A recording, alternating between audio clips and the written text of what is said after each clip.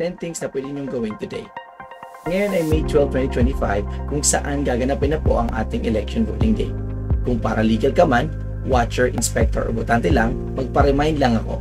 Una, make sure na naka-charge ang phone mo at meron kang backup o power bank. Walang masaksakan po doon. Mahirap mawalan ng connection na walang cellphone or lowbat para makatawag in case of emergency. Ikalawa, dapat may dala kang tubig at payong. Huwag mong asahan yung mga mamimigay ng free water or snack. Minsan wala po talaga. Magdala ka rin ng pera para meron kang pambili in case magutom or maubusan ka ng tubig. Magpayong ka kasi either mainit or magulan, meron ka ng panangga. Huwag ka nang mag-jacket. Sa dami ba naman ng tao mamaya, papawisan ka talaga ng maaga. Ikatlo, pumunta ng maaga sa presinto kung saan naka-assign ka o saan ka botante o saan ka boboto para makasigurado ka na andun ang pangalan mo o dun talaga ang assignment mo. Mas maaga, mas maayos. If ever mali ang napuntahan mo, may oras ka pa para pumunta doon sa ibang lugar. Ika-apat, huwag magdala ng mga delikadong gamit tulad ng armas, bawal po yan, batuta o gamit panakit. Baka magalit ang ating mga miyembro ng otoridad, lagot kayo. Ikalima, sa oras ng pagbobotohan, mas mabuti talaga na iwasan natin ang vote buying. Mas maganda talaga kasi na yung iboboto mo ay hindi dahil sa pera o napuwersa ka talaga. Haram din po yun ha. Meron din po pala pinost ang COMELEC na pwede ka maaresto under warrantless arrest under Section 79 ng excerpt from Minutes of Referendum Consultation of the COMELEC held on May 11, 2025, 250608.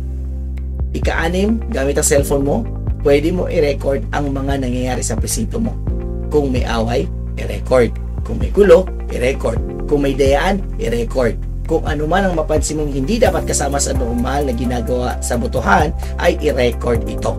Pagkatapos ng botohan, kasi mula 5 AM hanggang 7 PM po tayo So, pwede ipagbigay alam sa malapit na election officer ninyo o election board para magawa nila ng paraan. Kung wala kang mahanap, pulis o sundalo, pwede kang makipag-coordinate para mabigyan ka ng guidance kung saan ka lalapit gamit yung mga ni-record mo. Pero tatandaan natin ha, ang bawal lang i-record or i-video ay yung mga binoto ng mga kasama mo sa oras ng botohan sa presinto. Ingat-ingat. Ikapito, wag na wag ka sasali sa gulo. Magkakapasa ka na nga, baka maaresto ka pa. Let the authorities do their job. Ikawalo, pagkatapos ng pagboto, kung ikaw ay botante lamang, umuwi na kaagad para ligtas ka.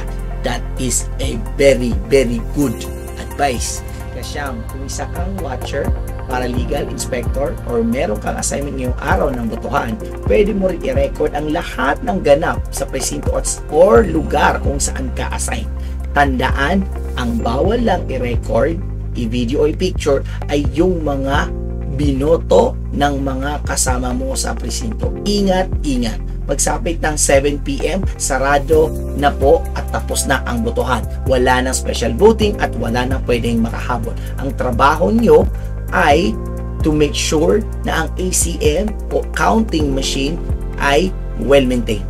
Walang sumira, walang nasira, walang nakasaksak na kung ano-ano. For example, naka-internet sa araw ng pagbobotohan or botohan, hindi nagalaw ang mga sealed area, hindi nagmamalfunction at maipapadala na as soon as possible sa nearest place kung saan gaganapin ang canvassing.